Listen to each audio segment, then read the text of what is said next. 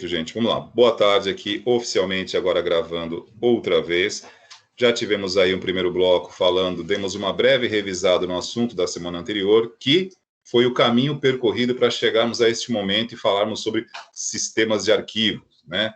Lembrando que estamos aqui no momento de falarmos a respeito do funcionamento interno, os bastidores, ou seja, entre aspas, as engrenagens que fazem este motor do Windows funcionar.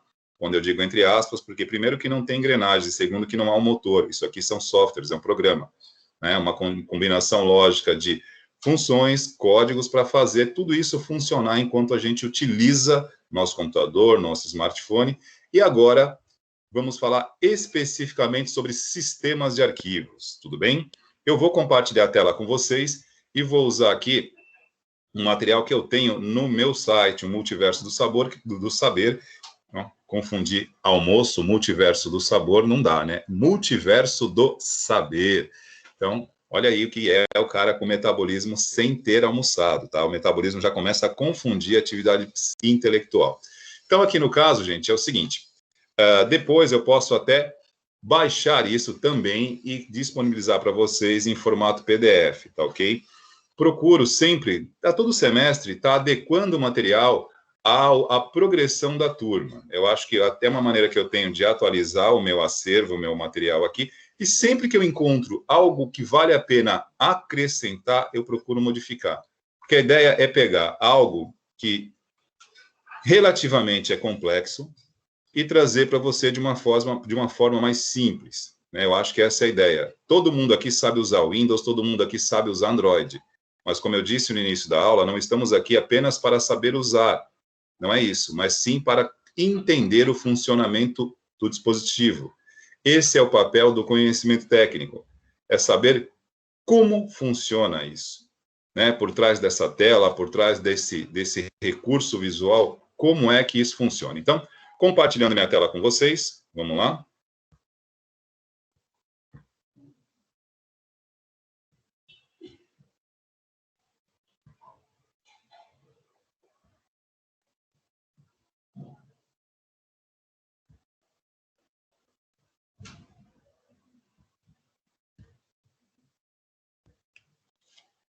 Estou aqui novamente com o Multiverso do Saber em aberto, né?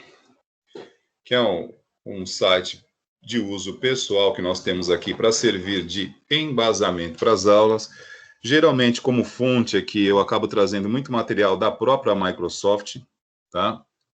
De outras fontes também, mas o meu objetivo maior é pegar conteúdos explicativos que façam o que é complexo parecer simples, tá? Lembrando também que a arquitetura de software, que é a parte interna de funcionamento de software, não são tão simples quanto a gente tenta demonstrar. Obviamente, para que fique simples, a gente pula algumas etapas aqui, tá? Tanto é que se vocês pegarem, né, tiverem a curiosidade, e eu acho isso legal de sugerir para vocês, né? Eu não sei se já mencionei isso aqui, façam esse exercício. Entrem no YouTube e procurem assistir uma aula sobre sistemas operacionais em Harvard, ou em Oxford, ou no MIT. É possível, pelo YouTube vocês encontram. Talvez não encontrem do mesmo tema que eu estou falando aqui, de sistemas de arquivos, mas vocês vão encontrar alguma aula em algum momento sobre lógica, sobre teoria geral de sistemas de informação, sobre sistema operacional e com a legenda, você inclui a legenda e você consegue acompanhar uma aula. Façam esse exercício, óbvio, né? Quando vocês tiverem interesse de buscar um material um pouquinho diferente. E aí vocês vão se surpreender, hein? Como eu já me surpreendi várias vezes nesta prática, muitas vezes nós acessamos uma aula aqui em Harvard ou em Oxford sobre algum assunto que a gente já trabalhou com isso na faculdade, ou aqui mesmo trazendo para a aula para vocês, e a gente percebe que a base, digamos assim, o alicerce do conhecimento, ele é sempre o mesmo. A gente sempre começa com o mesmo ponto. Chega a ser surpreendente, porque eu imaginei, né, que nessas instituições o ponto de partida pudesse ser diferente, e não é. O começo, né, o que eles têm de diferente é aonde eles chegam, né, pelo grau de profundidade, aquela coisa toda, mas eles começam muito parecidos conosco. Então, fica aqui a sugestão. Então, vamos falar aqui sobre sistemas de arquivo. Deixa eu descer aqui. que nesse intervalo do meio-dia e meio para 1h30, eu tenho que mudar a minha rota por completo, aqui, porque eu estava usando um local, eu tive que sair, porque aí minha filha entra em aula 1h30, aí eu já mudei de espaço aqui, a coisa muda um pouquinho. Bom, isso aqui vocês já viram, né? Está à disposição de vocês. Vou descer diretamente aqui para a parte de sistemas de arquivos. Tem alguns assuntos aqui que nós não comentamos ainda. Esse foi o nosso último tópico, o funcionamento do sistema operacional, e agora nós vamos descer aqui para a parte de sistema de arquivos, tá? Preciso dar uma editada nisso aqui, né? Bom, primeiramente, aqui eu tenho uma imagem que não está bem localizada, tá? Até precisava rever isso aqui, melhorar um pouco o aspecto visual, mas não vem ao caso. O importante não é a imagem, mas o que estamos tentando dizer. Aqui tem uma imagem, um desenho, que representa uma unidade de disco internamente. O que é uma unidade de disco? É o local onde nós guardamos, armazenamos, gravamos, salvamos tudo aquilo que fazemos no computador. Computador. Aí esquece o Android de vocês, esquece o smartphone. O smartphone já usa uma outra maneira de armazenamento. Ele já usa cartão de memória, no mesmo estilo, memória flash, muito parecido com o pendrive. Tá? Muito parecido. Fisicamente é diferente, e a maneira como se organiza isso também, porque aí temos lá sistemas de arquivos Linux. Não no caso que nós temos aqui, que agora aqui eu estou focando no Windows. Então aqui, ó, fecha um zoom para o Windows. Podemos pegar em outra aula e fazer o mesmo, fechando um zoom no smartphone, que aí é um outro universo. É sistema de arquivo Linux. Aqui é o Windows. Muda completamente. Então, no caso, voltado para desktop, que usam unidades de armazenamento convencionais, porque hoje estamos vivendo uma época onde há uma transição tecnológica, ou seja, nós temos ainda dispositivos de armazenamento dessa maneira aqui, que usam discos, digamos, com esta aparência interna, que são os dispositivos de armazenamento tradicionais, né, os discos rígidos, mas nós também já temos à disposição dos computadores dispositivos de armazenamento utilizando o mesmo conceito que se usa hoje em smartphone em termos de tecnologia, né, que é memória flash, que são os chamados discos SSD, né, que é terrível quando nós fazemos a tradução para o português de forma literal, e aí fica mais sem sentido do que a própria sigla. Então, às vezes, você deixa como SSD, porque ninguém sabe o que significa. Em tese seria pior, mas é melhor, porque no caso, a tradução do acrônimo seria disco de estado sólido. Solid State Disk, né? Por que estado sólido? Aí, gente, a gente vai para uma outra história, né? Antigamente, os disquetes eram chamados de flop disks, né? Discos flexíveis, porque eles eram molinhos, era uma telinha, uma película, como se fosse, não é da geração de vocês, né? Mas um filme, né, que era utilizado para máquinas fotográficas, usava uma película.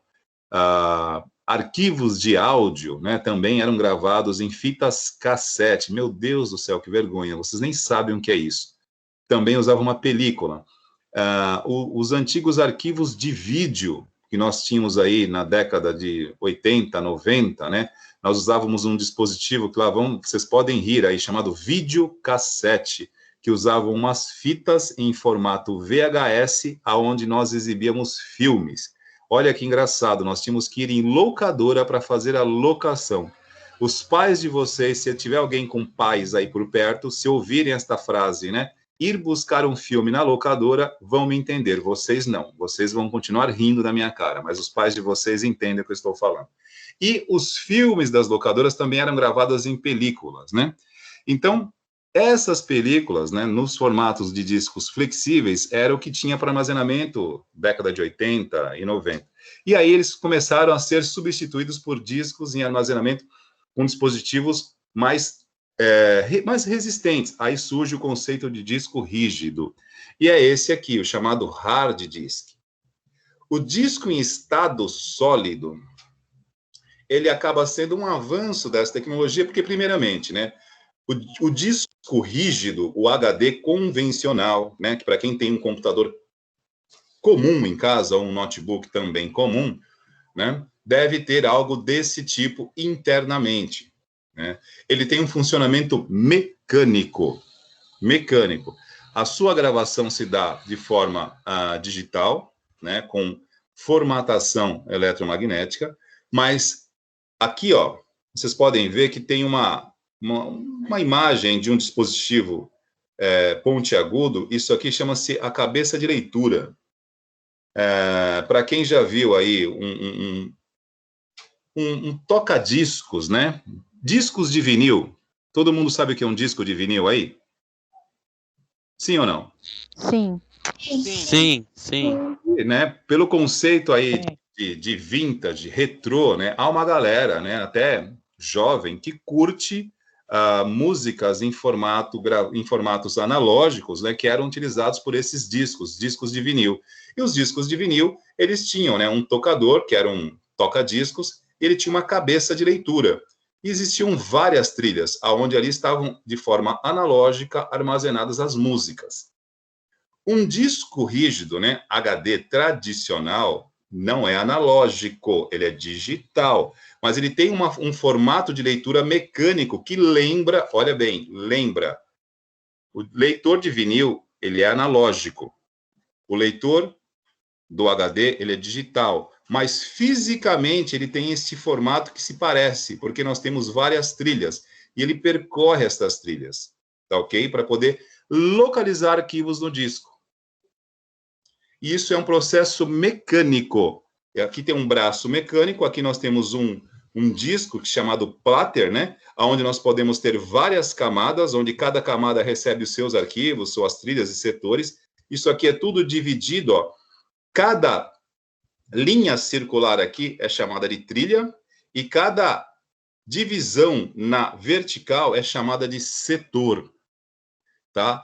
A intersecção da linha com a coluna forma o que nós chamamos de cluster. Isso aqui, gente, são milhões de linhas, milhares de setores e milhares de clusters. E aí o acesso ao disco, né, leitura, gravação, localização de dados e arquivos se dá por esse braço mecânico aqui, que é comandado através do gerenciamento de arquivos do sistema operacional. E aí, esse processo mecânico tem digamos assim, um timer, né? Ele é rápido, claro, tá? Porque além do mecanismo aqui que faz a leitura se movimentar, né? Para frente e para trás, nós temos esse disco aqui que ele gira constantemente. E ele tem uma frequência, né? Em rotações por minuto. E aí, né, enfim, conforme mais potente, mais rápido é esse disco, maior o número de rotações que ele executa por segundo. Porém, é um processo mecânico, ele gira, gira, gira, e este leitor aqui, essa cabeça de leitura, percorre as trilhas e setores localizando os clusters aonde são armazenados os arquivos. Porém, isso, gente, são milhões. É lógico que, com o passar dos anos, acaba havendo um desgaste, porque é um processo mecânico. Mas, assim, sendo muito verdadeiro com vocês, esse tipo de tecnologia nos serve até hoje e muito bem, né? É que a tecnologia vai evoluindo, vem surgindo outros formatos, e aí, o que era bom e, digamos assim, satisfatório até meia hora atrás, se você instalar no seu computador agora o chamado disco em estado sólido, o SSD, que não usa uma leitura mecânica, é uma leitura através de um processo eletrônico, algo como é o pendrive de vocês, como é o cartão de memória do smartphone. Esse processo, por não ser mecânico, não tem necessidade de rodar, de girar, de rotacionar um disco e nem uma cabeça de leitura que vai para frente e para trás. O processo eletrônico não é mecânico. Eletrônico é aquilo que trafega elétrons. O fluxo, a passagem de elétrons, ela é infinitamente mais rápido. Então, o que era rápido nesse formato normal, agora se tornou relativamente lento. Então, assim, quem não tem em casa um computador com disco SSD, Olha, se não quiser ficar chateado, nem testa, tá? Porque se você testar o uso, na hora você vai querer trocar o seu AD.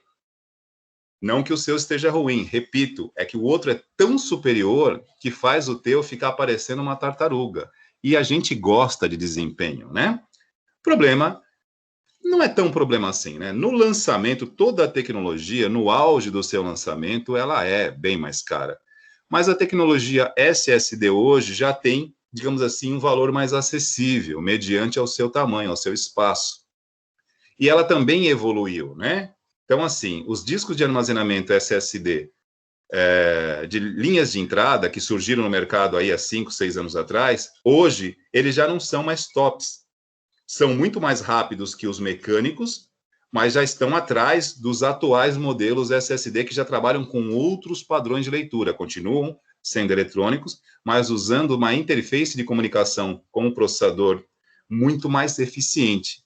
Então, o lançamento, os tops de linha agora estão um pouquinho mais caros, e as linhas de entrada, que foram aquelas que começaram há 5, 6 anos atrás, já baratearam. Então, você consegue um processo intermediário e não ter nada tão exorbitante, assim, ou seja, com uma performance de excelência, mas que já atende um pouquinho melhor. Então, todo esse contexto que eu estou passando para vocês aqui foi para explicar esta imagem que representa o lado interno de um disco de armazenamento, aonde os arquivos são armazenados. Tá? E eu falei para vocês como é que o sistema operacional faz isso. Dentro do sistema operacional, na parte de gerenciamento de arquivos, nós temos esse conceito aqui, ó, sistemas de arquivos. E para explicar o sistema de arquivos, eu tinha que explicar primeiramente como é a armazenagem, né? Como é que é a organização física desse dispositivo chamado unidade de disco. Que quando você instala o Windows, aqui está, sistemas de arquivos no Windows.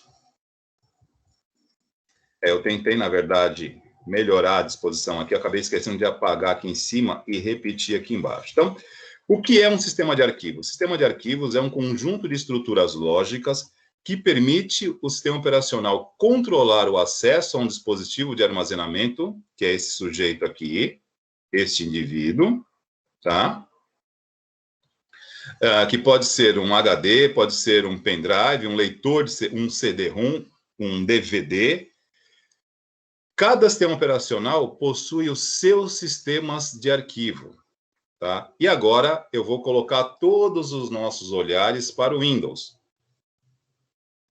Em alguns casos, algumas coisas podem até ser parecidas, mas assim, entre sistema de arquivos Windows e sistema de arquivos Linux, cada um pega uma estrada diferente.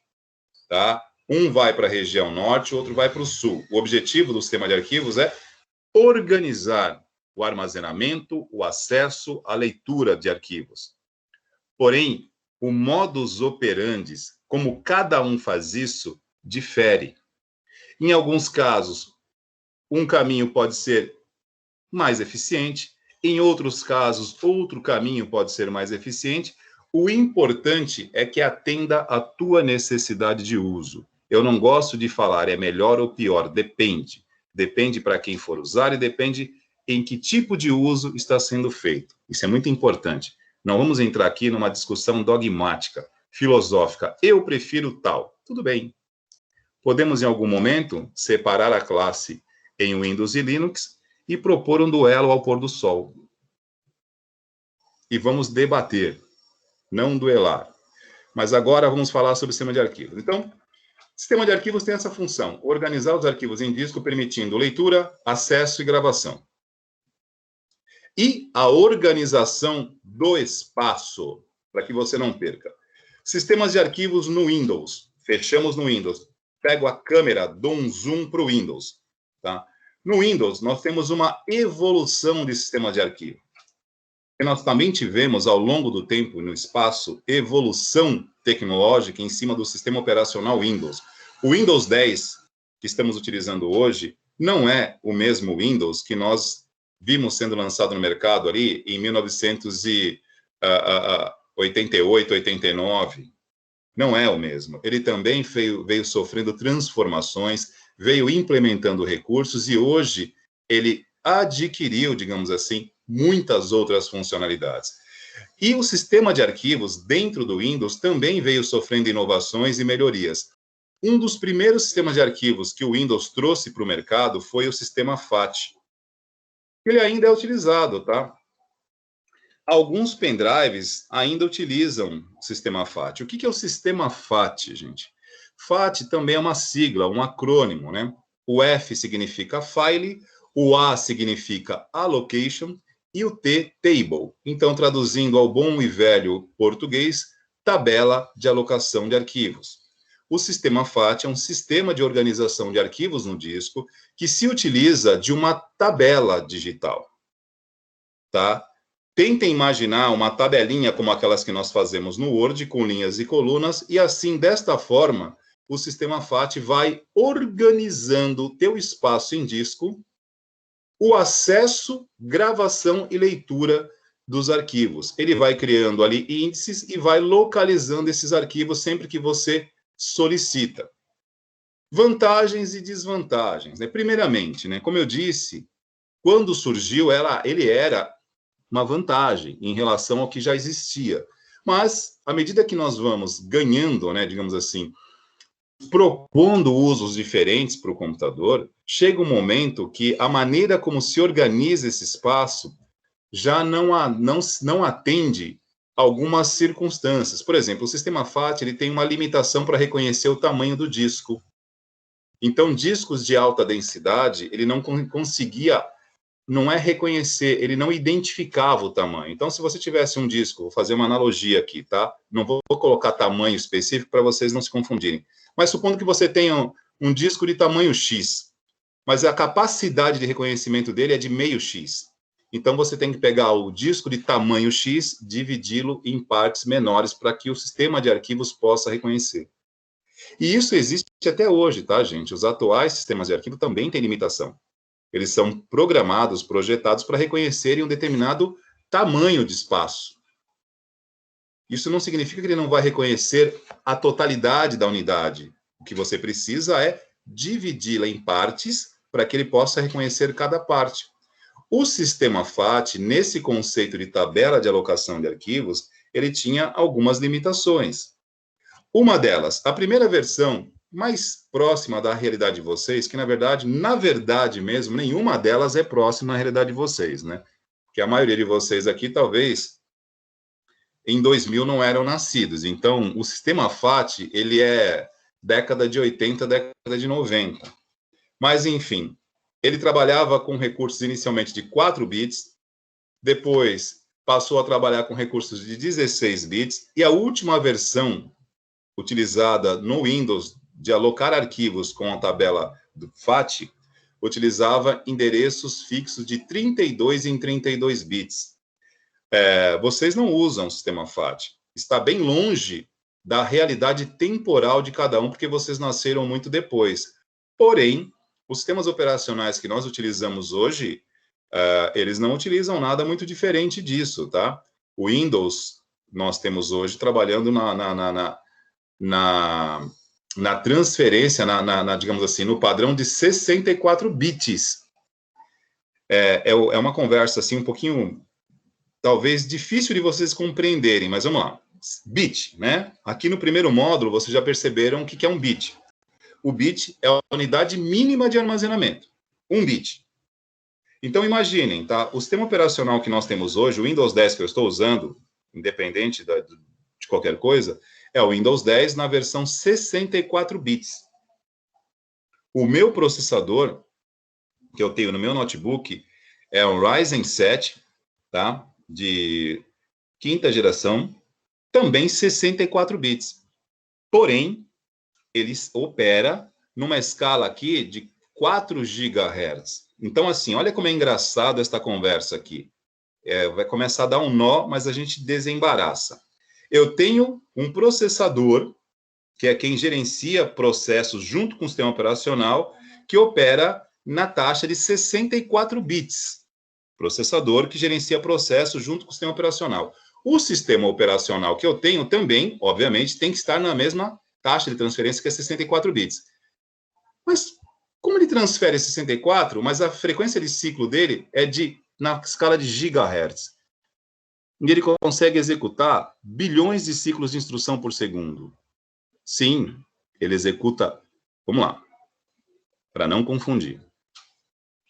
A frequência de execução do processador, ou seja, a velocidade com a qual ele consegue executar as suas instruções, na escala hoje de gigahertz. Gigahertz seria 1 bilhão de instruções por ciclo de execução. Nós temos como ciclo de execução o intervalo de clock, 1 segundo. Porém, isso é o que o processador demora para executar as instruções internamente, mas ele não executa para ele mesmo, lembram disso?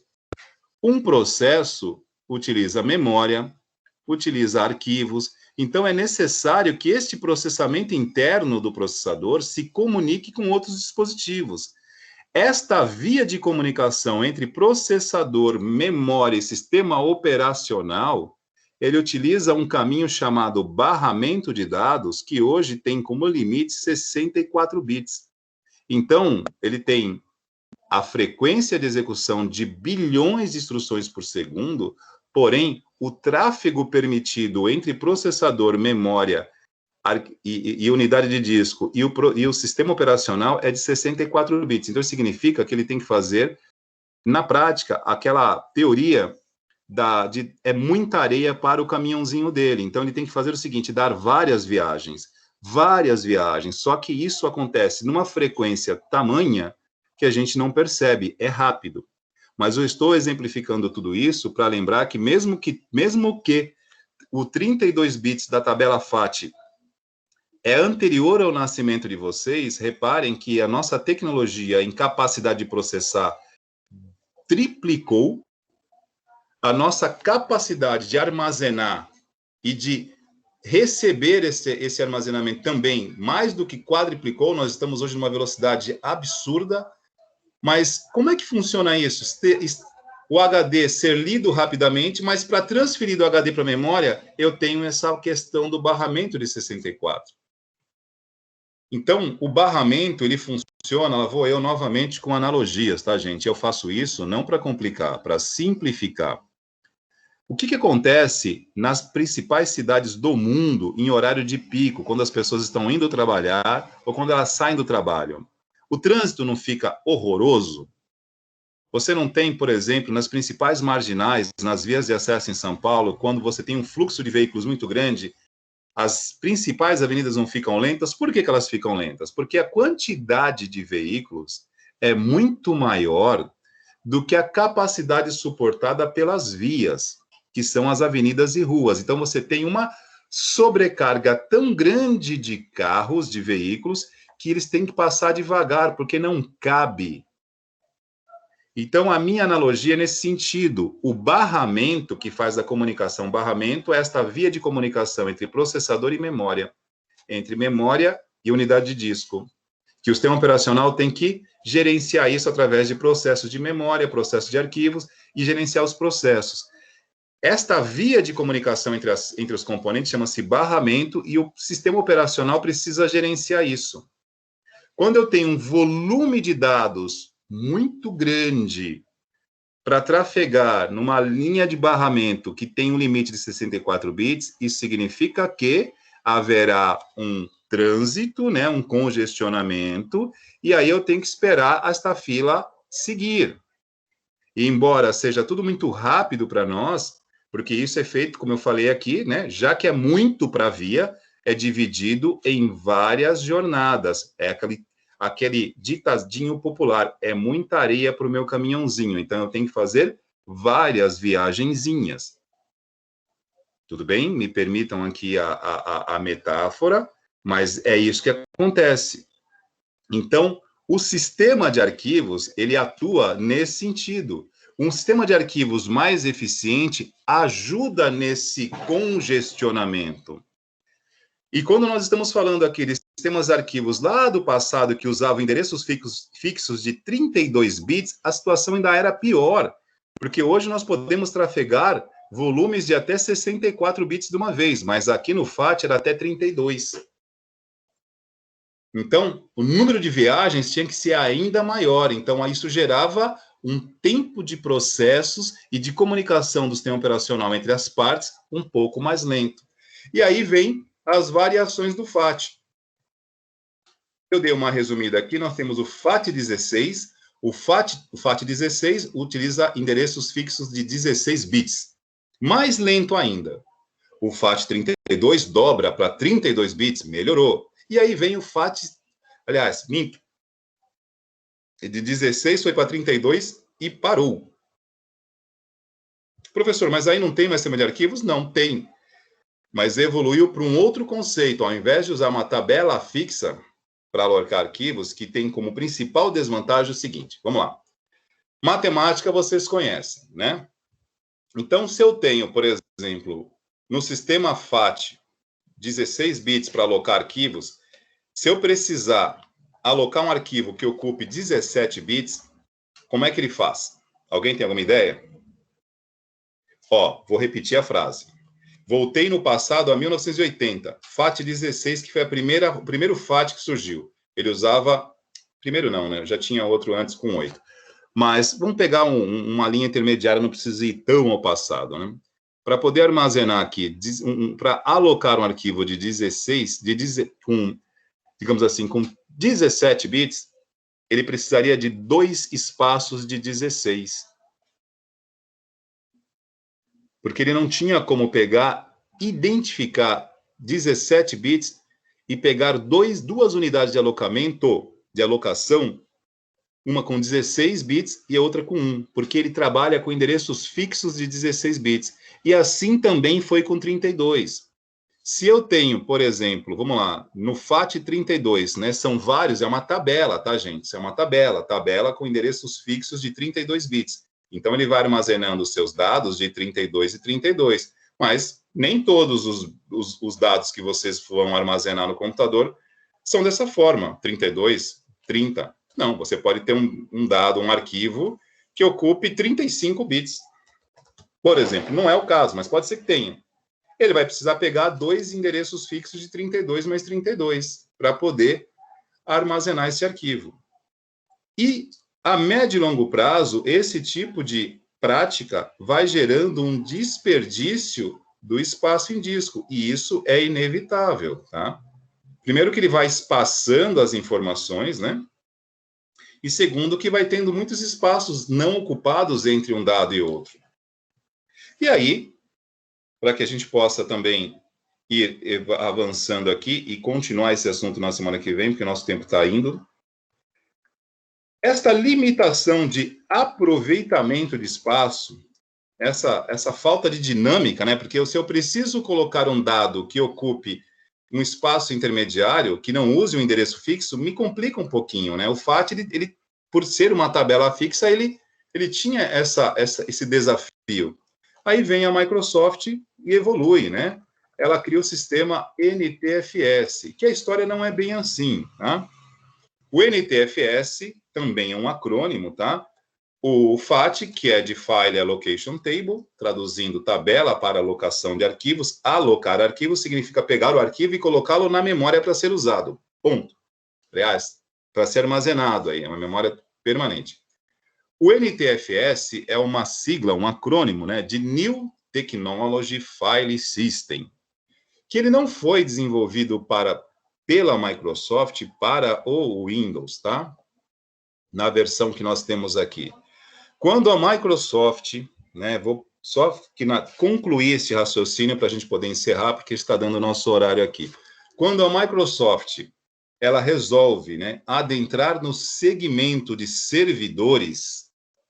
Servidores são computadores que gerenciam, né, digamos assim, comandam, entre aspas, uma rede de computadores. São computadores mais potentes, porque eles têm que gerenciar todos os acessos de uma rede, são computadores que têm uma capacidade diferente e eles precisam de um sistema operacional com a mesma característica.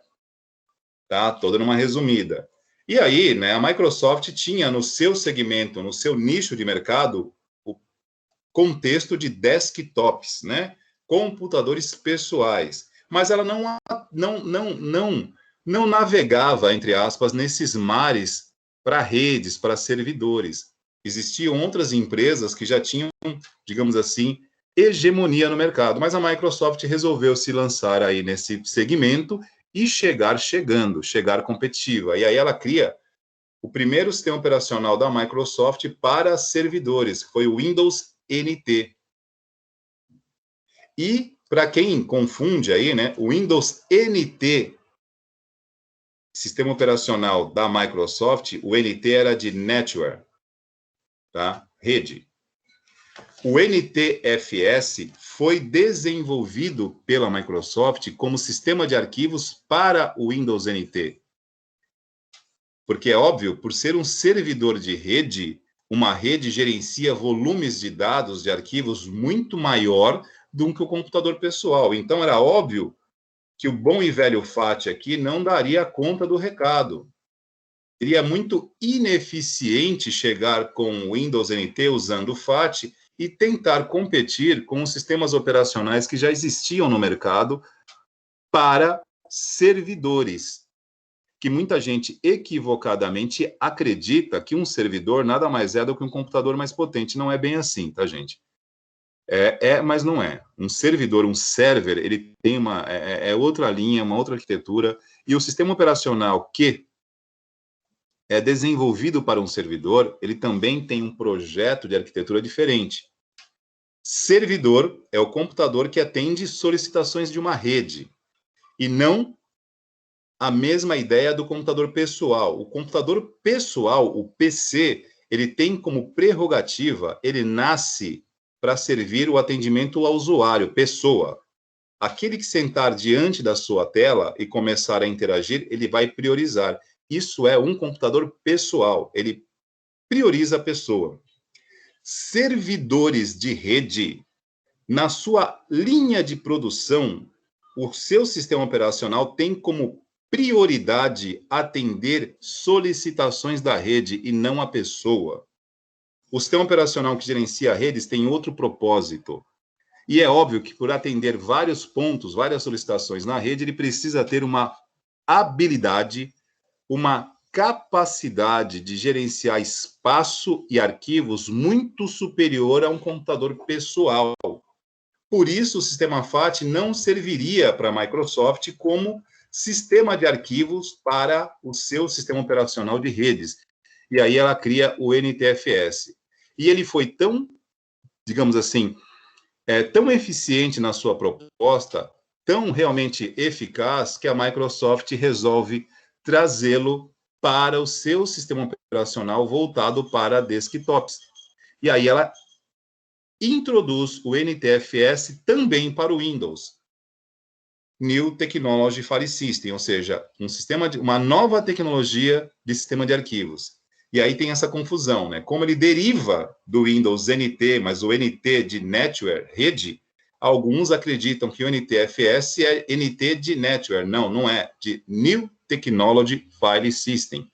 Uma nova tecnologia de sistema de arquivos, que para a gente finalizar aqui e concluir na próxima aula, tem como principal vantagem em relação ao FAT uma dinâmica de organização mais eficiente, um aproveitamento do espaço melhor, e quando você tem um aproveitamento do espaço melhor, obviamente você ganha desempenho e diminui, tá? Você não acaba, porque o desperdício de espaço em algum momento ocorre em qualquer sistema.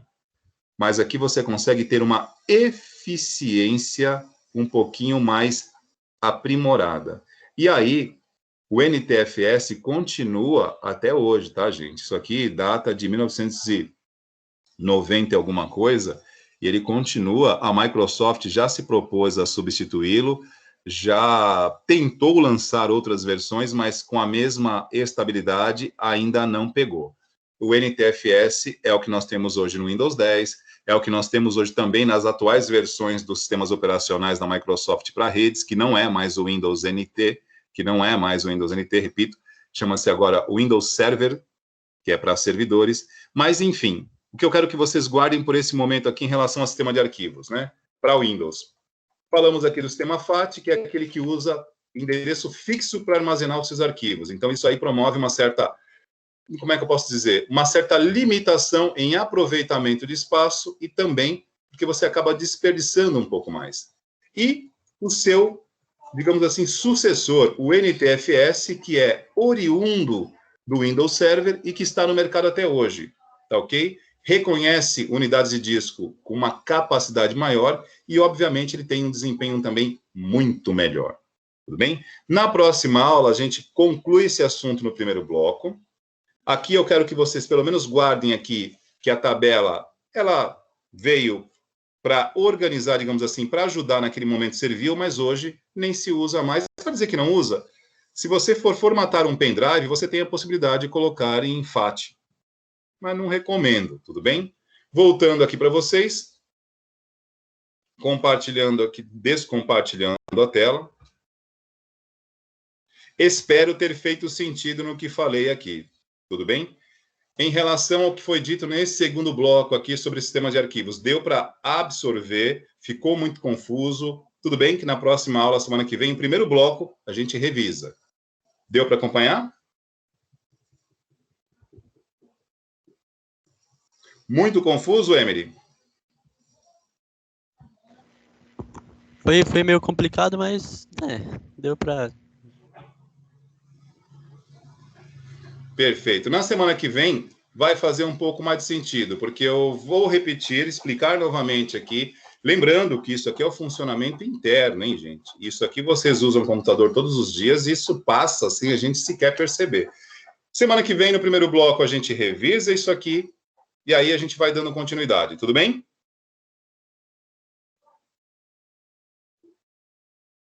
Tranquilo, assiste, sem problema nenhum. Bom, e a gente revisa toda a aula, toda a sequência, a gente volta no assunto, explica de novo e depois a gente volta. Tudo bem?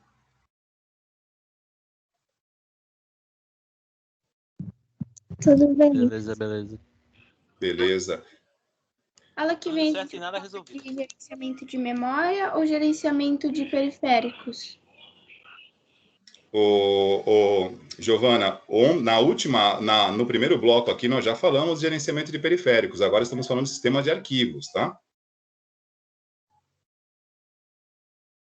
Se precisar, a gente revisa, mas no primeiro bloco aqui nós revisamos o assunto da semana passada e falamos de novo, né, sobre a questão do gerenciamento de periféricos. Citei o exemplo do fone, do mouse, da câmera, tá? Mas a gente pode revisar de novo. Mas agora o foco está em sistema de arquivos, tudo bem? E repito, não precisam decorar isso aqui, mas pelo menos ter uma ideia de como funcionam os bastidores aqui, beleza? Ok. Pessoal, então na próxima semana a gente revisa a primeira parte, tenho certeza que o que ficou meio nebuloso já melhora, porque é o primeiro contato com essa informação, não é algo, digamos assim, que vocês já conhecessem, né? É uma informação nova, então é natural que surjam ali várias palavras que vocês não conheçam, e, como eu disse, num primeiro momento gera estranheza, na segunda vez que a gente toca no assunto já melhora. Se vocês, paralelo a isso, derem uma lida, voltar na aula, ver de novo, a coisa vai se encaixando. Mas fiquem tranquilos que faz parte desse processo chamado conhecimento, né? Ele vai surgir, vai se construindo na medida que a informação vai sendo repetida, vai sendo reforçada, e a gente vai encaixando as peças. Mas no primeiro contato assusta um pouquinho, tudo bem? Então, eu vou encerrando aqui a gravação. Parei a gravação.